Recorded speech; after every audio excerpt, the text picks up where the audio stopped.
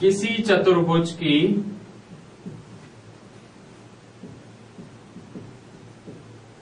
सभी भुजाएं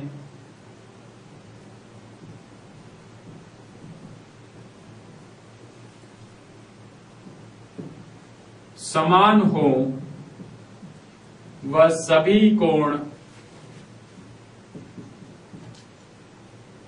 90 डिग्री के हों तो उसे वर्ग कहते हैं। इसको कहते हैं वर्ग।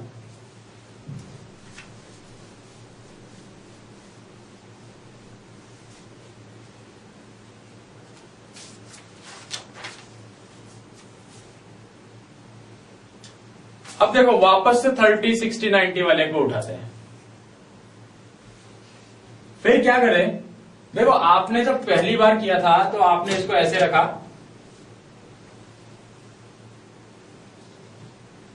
ऐसे बनाया,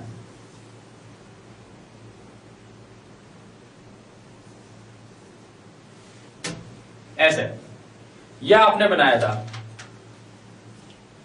लेकिन जब आपने इसको बनाया था तो आपने पिछली बार में इस तरीके से, यानी कि ये तिरछी वाली लाइन को मिलाया था, तब आपका ये आयत बना था।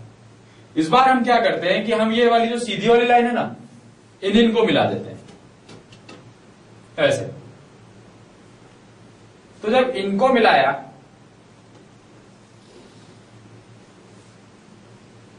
तो भी कुछ आकृति तो बनेगी ही बनेगी। ये देखो,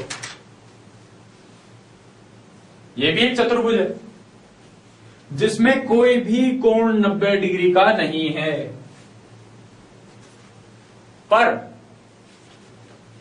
ये भुजा और ये भुजा एक दूसरे के समांतर हैं। ये भुजा और ये भुजा एक दूसरे के समांतर है और साथ साथ बराबर भी। तो ये इसके बराबर, ये इसके बराबर और साथ में समांतर। तो ऐसे चतुर्भुज को हम कहते हैं समांतर चतुर्भुज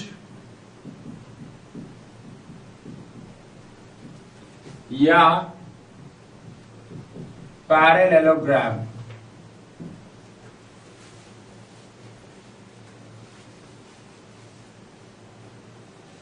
ऐसा चतुर्भुज जिसकी आमने सामने की भुजाएं बराबर व समांतर हों वह समांतर चतुर्भुज कहलाता है।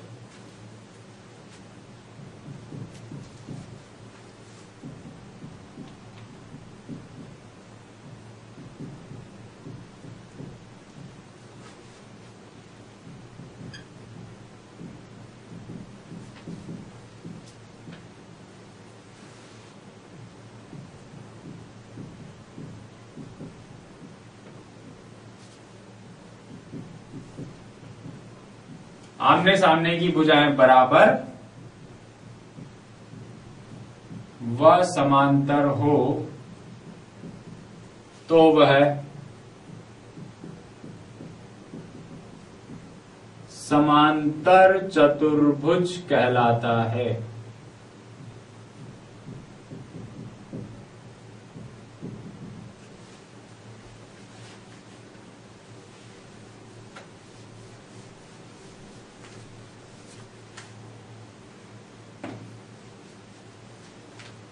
अब वापस से हम लोग हमारे 90, 45, 45 वाले सेट स्क्वायर को उठाते हैं। इस बार थोड़ा सा अलग काम करेंगे।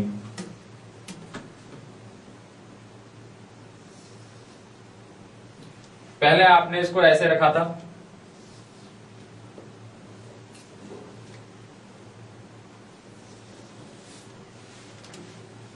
फिर आपने इसको ऐसे पलट दिया था,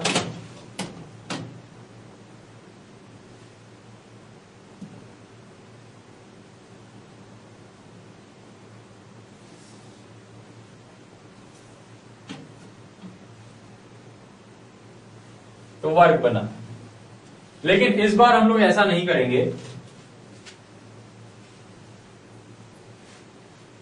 इस बार हम लोग वर्ग बनाने की जगह हम लोग इस बार क्या करने वाले हैं,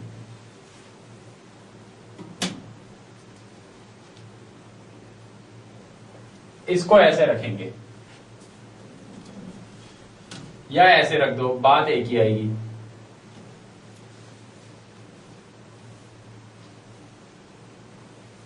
तो ये हमने इसको, या इस तरफ से हो नहीं पाएगा, हम लोगों को इसको दोबारा बीच में बनाते हैं यहां पर।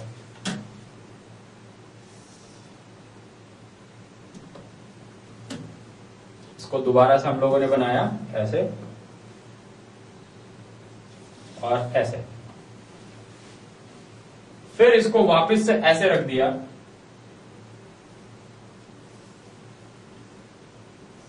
ये बनेगा। फिर इसको वापस से नीचे ऐसे रख दिया,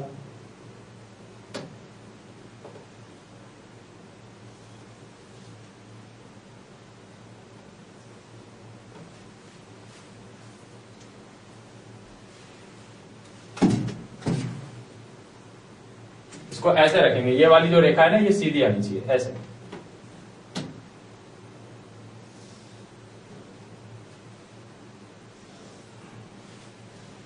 फिर इसको वापस से इस रेखा के साथ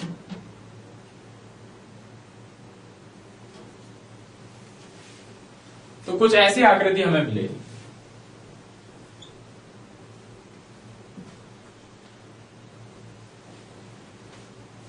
ये जो आकृति हमको मिली, इस आकृति में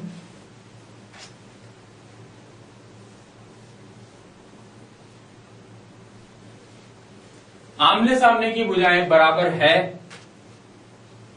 पर कोई भी कोण 90 डिग्री का नहीं है। आमने सामने की भुजाएं तो बराबर हैं, पर कोई भी कोण 90 डिग्री का नहीं है, तो ऐसी आकृति समचतुर्भुज कहलाती है।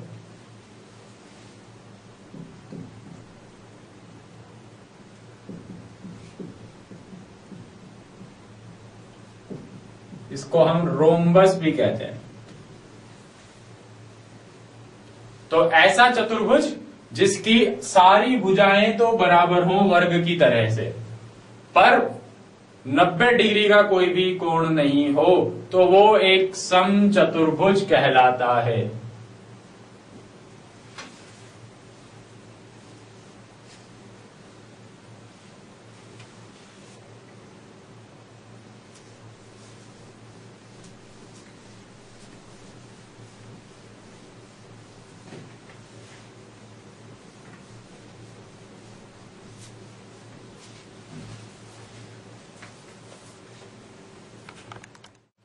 अब बात करते हैं कि ऐसे चतुर्भुज की जिसकी दो भुजाएं तो समांतर होती है, पर बाकी की दो एक दूसरे के समांतर नहीं होती।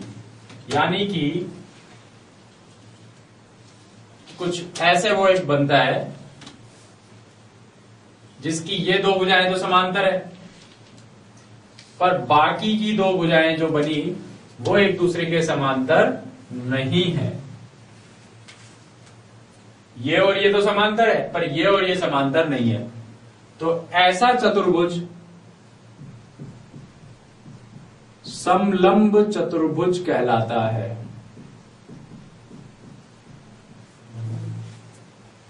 या हम इसे कहते हैं ट्रपेजियम।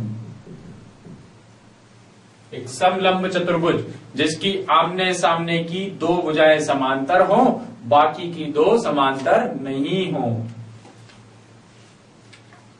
अगर हम इसको नाम दे दें ए बी सी डी, तो ए बी और सी डी समांतर है, और ए सी और ए डी और बी सी समांतर नहीं है। तो ये एक समलंब चतुर्भुज है।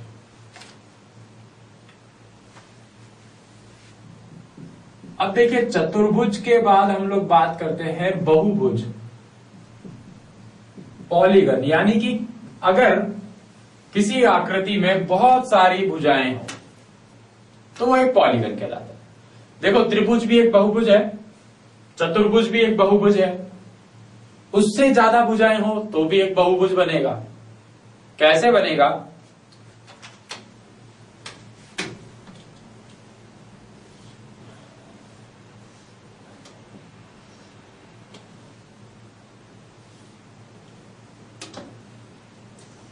देखिए 1 2 3 4 5, इसमें 5 भुजाएं हैं, तो इसे हम कहेंगे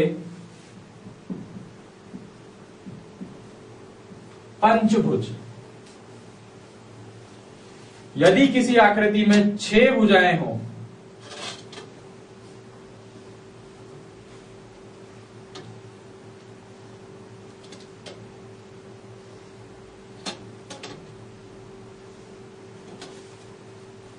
तो उस आकृति को हम कहते हैं षटभुज। इसे हम कहते हैं पेंटागन यानी पंचभुज, और षटभुज को हम कहते हैं हेक्सागन। पर यहां पर एक चीज आपको याद रखनी है कि जब एक बहुभुज बनता है तो वो पूरा एक क्लोज होता है, मतलब इसके अंदर घुसने का कोई रास्ता नहीं है, गेट खुला हुआ नहीं होता। इसका मतलब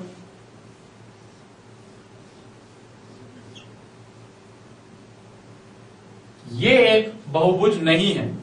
इसमें भुजाएं तो है 1 2 3 4 5 6 7, 7 भुजाएं हैं, लेकिन गाड़ी के लिए अंदर जाने का रास्ता है। तो अंदर जाने का रास्ता है तो वो बहुभुज नहीं है। अंदर जाने के लिए बिल्कुल पैकिंग होनी चाहिए। अगर वो पैकिंग है तो ही वो बहुभुज है। अभी ऐसे हो और ये ऐसे पैक हो जाए तो ये एक बहुभुज है, वरना नहीं।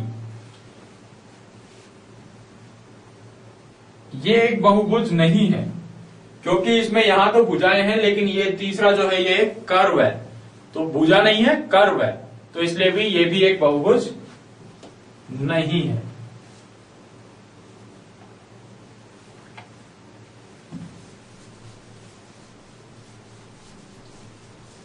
यदि किसी बहुभुज की सारी भुजाएं बराबर हो तो उसको समबहुभुज कहते हैं।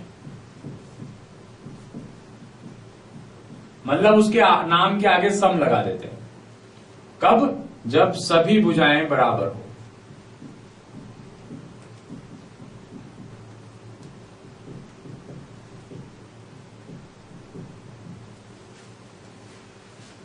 जैसे कि अभी ये षटभुज है लेकिन इसकी सारी भुजाएं बराबर नहीं है। जब किसी षटभुज की सारी भुजाएं बराबर हो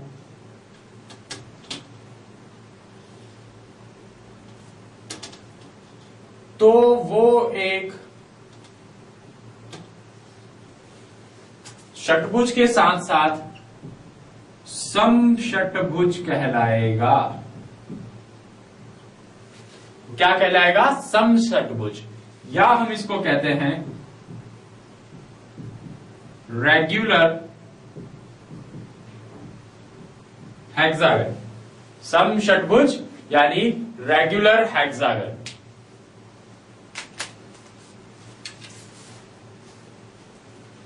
तो ये हुआ हमारे पास बहुभुज और चतुर्भुज वाली बातें। तो अभी तक हमने देखा कि त्रिभुज हुआ, चतुर्भुज हो गया और बहुभुज हो गया। अब आप ऐसा करें कि ये सामने जो षटभुज बना हुआ है इस षटभुज को उठा के दिखाएं। क्या हम इस षटभुज को पकड़ के उठा सकते हैं? पॉसिबल ही नहीं। यहां पर अभी तक हमने वर्ग बनाया, आयत बनाया, चतुर्भुज बनाया, बहुत कुछ चीजें बनाई। क्या हम उनको पकड़ के उठा सकते हैं? नहीं उठा सकते। तो ऐसी आकृतियां जिनको हम पकड़कर नहीं उठा सकते वो सिर्फ 2 दिशाओं में होती है, यानी कि उसमें एक तो लंबाई होती है और एक चौड़ाई होती है। तो उनको हम द्विविमीय आकृति कहते हैं। क्या कहते हैं? द्विविमीय, जिनको हम लोग उठा नहीं सकते, पकड़ नहीं सकते। द्विविमीय यानी कि 2 डायरेक्शन। इनको हम 2D भी कहते हैं। 2D, आपने कभी मूवीज का नाम सुना होगा, 2D movie, 3D movie, 4D movie आती है। 2D मूवी यानी कि 2 डायरेक्शनल, जिसमें सिर्फ लंबाई और चौड़ाई दिखती है। जैसे कि कार्टून्स, कुछ कार्टून्स ऐसी होती है जो एनिमेशन पे बनाई जाती है, तो वो 2 डायरेक्शनल होती है। आपको उसमें आदमी चलता हुआ नहीं दिखता, पर ऐसा लगता है कि वो पेपर पे बना हुआ है, एनिमेशन वाली कार्टून्स। तो 2 डायरेक्शनल ये सब जो कि बने हुए हैं, पर आप इनको पकड़ नहीं सकते। पर कुछ ऐसी वस्तुएं भी जिन्हें हम पकड़ सकते हैं, जैसे कि ये, इस डस्टर को हमने पकड़ लिया, उठा सकते हैं, घुमा सकते हैं। क्यों? इसमें लंबाई है, इसमें चौड़ाई है, पर साथ साथ इसमें एक चीज और है जो कि कहलाती है ऊंचाई या गहराई। तो जब तीनों चीजें हों, लंबाई, चौड़ाई और ऊंचाई, तो हम बात करते हैं त्रिविमीय आकृतियों की, यानी कि 3D, 3 डायरेक्शनल।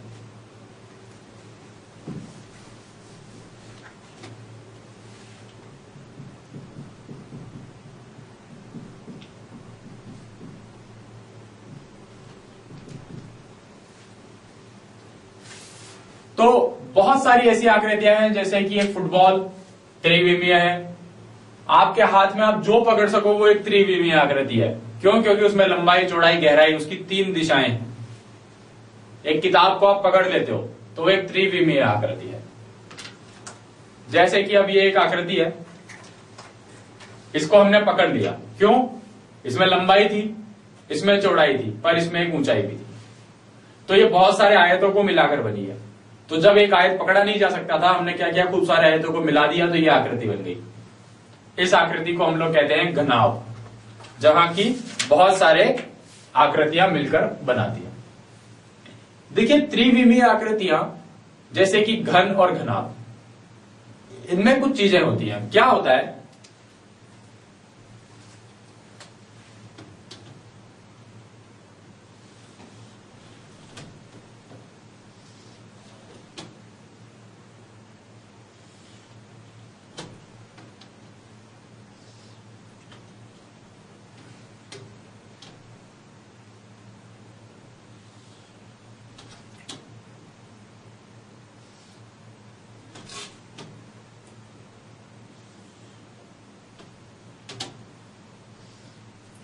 जब हम कोई त्रिविमीय आकृति इस तरीके की देखते हैं, ये एक्चुअल में तो त्रिविमीय नहीं है, लेकिन एक बनाने का जैसे एक ट्राई हम लोग कर सकते हैं कि कोशिश करते हैं कि वो बन जाए। दिखती ऐसी है जैसे कि 3 विमा हो, उठ रही हो, लेकिन एक्चुअल में ये उठ नहीं रही।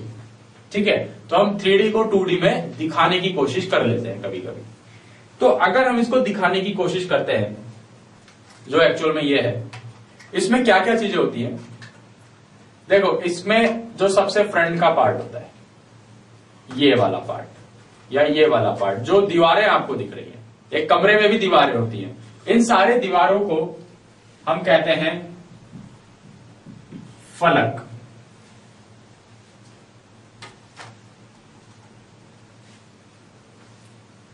फिर ये दीवारें कहीं नीचे आके मिलती हैं। आप एक कमरे को देखेंगे तो कमरे की भी 2 दीवार या जमीन ऐसे नीचे आके एक लाइन में मिलती है। तो वो जो लाइन होती है, इनको हम लोग कहते हैं किनारा। फिर आपने देखा कि हर कमरे में ऊपर पे एक कोना होता है, ऐसे कुछ कॉर्नर्स होते हैं। ये कॉर्नर्स आपको दिखते हैं, जहां ये 3 लाइनें आके मिलती हैं। तो इन कॉर्नर्स को हम लोग कहते हैं शीर्ष। तो हर एक 3D आकृति, त्रिविमीय आकृति, उसमें ये चीजें होती है, किनारे, फलक और शीर्ष। बशर्ते वो आकृति ऐसे लंबाई, चौड़ाई, ऊंचाई वाली हो। कुछ ऐसी आकृतियां होती है जिनमें ये चीजें नहीं होती, जैसे कि एक बॉल। ये एक गोला है। अब एक गोले में आप भुजाई नहीं हो सकती, तो कहां तो कोना बनेगा और कहां इसका फेस, पर फिर भी आप इसको पकड़ सकते हो। तो बहुत सारे छोटे छोटे सर्किल्स को मिलाकर एक गोला बनता है, एक बॉल बनती है। तो ये भी एक त्रिविमीय आकृति है।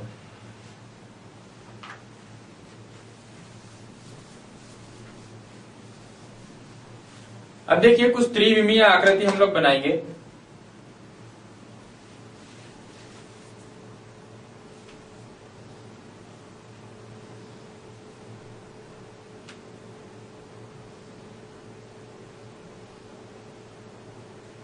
इस त्रिविमीय आकृति में हमें गिनने हैं कि फलक कितने हैं, किनारे कितने हैं और शीर्ष कितने हैं। चलो ऐसी की ऐसी आकृति एक उठाई हमने, फलक गिनते हैं यानी दीवार गिनते हैं। आपको सबसे अच्छा है कमरे की दीवारें गिन लो कितनी होती हैं।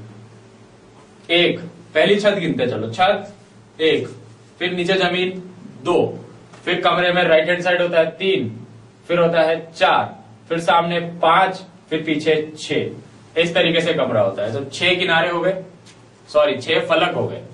तो आपके जो फलक हैं वो इस आकृति में कितने हैं, 6, क्योंकि ये कमरे या डब्बे की जैसी आकृति है, उसमें आप गिनेंगे तो आपको 6 मिलेंगे। चारों तो दीवार और ऊपर और नीचे, ये डब्बा हो गया, ये हो गए 6 फलक।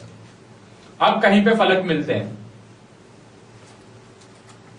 तो किनारे गिनते हैं। 1 2 3 4 5 6 7 8, ये तो 8 किनारे हो गए।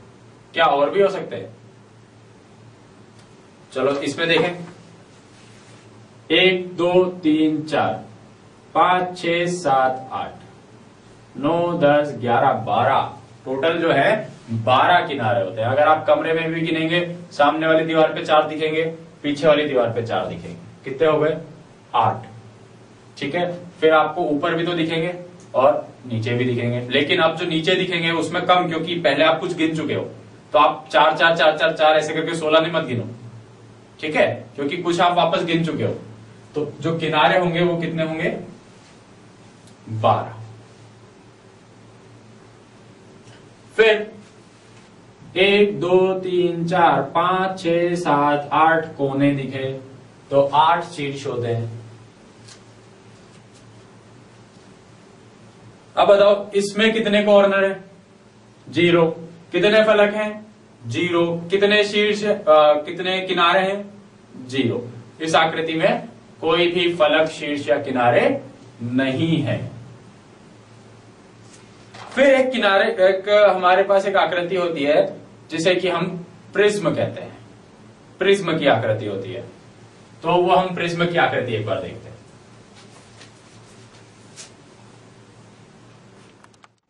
तो ये होती है आपकी प्रिज्म की आकृति। देखिए प्रिज्म की आकृति बनती कैसे है, आप एक पेपर को इस तरीके से पूरा खोल लीजिए। सबसे पहले नीचे बनता है एक वर्ग, आधार पे बनता है एक वर्ग, फिर इस वर्ग को आप करते हैं पैक। इधर से मतलब इधर एक त्रिभुज बनाया, इसको उठाया, ये उठाया, इधर वाला भी उठा दिया, इधर का भी उठा दिया, तो ये आपका बन गया एक प्रिज्म। नहीं बना, ये क्या बना आपका, पिरामिड। ये प्रिज्म नहीं बना, ये बना है एक पिरामिड। तो क्योंकि आपने देखा मिस्र के पिरामिड की कुछ ऐसी आकृति होती है, प्रिज्म अलग चीज होती है, पिरामिड अलग चीज होती है। तो ये बना आपके पास एक पिरामिड। तो पिरामिड में आपने कुछ देखा, नीचे क्या है, वर्ग, इधर क्या है साइड में, त्रिभुज, सबसे ऊपर एक बिंदु, 1 2 3 4 5 तो शीर्ष, 1 2 3 और 4 और 5, 5 आपके पास फलक, इसको मिलाते हुए 1 2 3 4 5 6 7 8, 8 क्या है, किनारे। तो एक हम लोग लेते हैं यहां पे पिरामिड। पर देखिए क्या होता है कि पिरामिड में भी एक प्रॉब्लम है। वो क्या है कि पिरामिड जो है वो अलग अलग तरीके के होते हैं। कुछ ऐसे पिरामिड होते हैं जिनका आधार त्रिभुजाकार होता है, कुछ ऐसे पिरामिड होते हैं जिनका आधार वर्गाकार होता है, जैसा कि ये है, और अधिकतर पिरामिड ऐसे ही होते हैं जिनका आधार वर्गाकार होता है, और कुछ ऐसे भी होते हैं जिनका आधार आयताकार होता है। तो हम क्या करते हैं कि आधार के अकॉर्डिंग पिरामिड को बदल देते हैं। जैसे कि ये वर्ग आधार है तो इसको हम वर्ग पिरामिड कहते हैं। आयत का आधार हो तो आयत पिरामिड आप कह देते हो, त्रिभुज का आधार हो तो त्रिभुज पिरामिड आप कह देते हैं। तो एक वर्ग पिरामिड में फलक, शीर्ष और किनारे हमें गिनने हैं। फलक हमने गिने थे अभी अभी इसके वर्ग पिरामिड के, 1 2 3 4 और नीचे वाला 5। शीर्ष हम गिनेंगे 1 2 3 4 और ऊपर वाला बिंदु 5। किनारे हम गिने 1 2 3 4 तो नीचे 1 2 ऐसे ही 3 और 4, तो कितने हो गए 8 किनारे। तो एक वर्ग पिरामिड में 5 फलक, 5 शीर्ष और 8 किनारे होंगे। तो ऐसे अलग अलग आकृतियों के आप किनारे, फलक और शीर्ष गिन सकते हैं। तो अभी तक हमने जो कुछ पढ़ा, सबसे पहले हमने बात करी रेखाओं की, फिर रेखाओं से मिलाकर हमने कोण बनाए, कोणों को नापना हमने सीखा, जिसमें हमने कोणों के प्रकार भी देखे, समकोण, न्यून कोण, अधिक कोण, संपूर्ण कोण, अलग अलग तरीके के कोण हमने देखे। फिर हमने कोण और भुजाओं को मिला दिया, कोण और भुजाओं को मिलाकर हमें मिला त्रिभुज। फिर त्रिभुज के भी प्रकार हमने बनाए कि न्यून कोण त्रिभुज हो सकता है, समकोण त्रिभुज हो सकता है, भुजाओं के आधार पर बात करें तो समबाहु त्रिभुज हो सकता है, विषम बाहु त्रिभुज हो सकता है।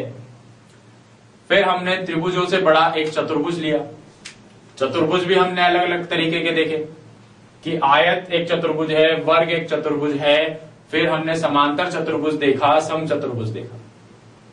फिर 4 भुजाओं से भी ज्यादा बना दिया तो हमने पंचभुज, षटभुज की भी बात करी, और जहां षटभुज या पंचभुज की सारी भुजाएं बराबर हुई तो हमने उसे सम पंचभुज या सम षटभुज कहा।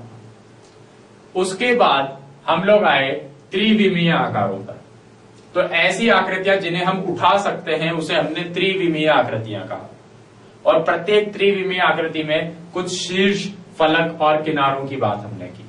ठीक है, तो त्रिविमीय आकृति में आप ये ध्यान रखें कि सीधी सी बात है, जो आकृति आप अपने हाथ से पकड़ सको वो एक त्रिविमीय आकृति होती है। उसका कुछ ऊंचाई होती है, कुछ उसकी गहराई होती है, ऊंचाई या गहराई एक ही बात है, और लंबाई और चौड़ाई उसमें होती है।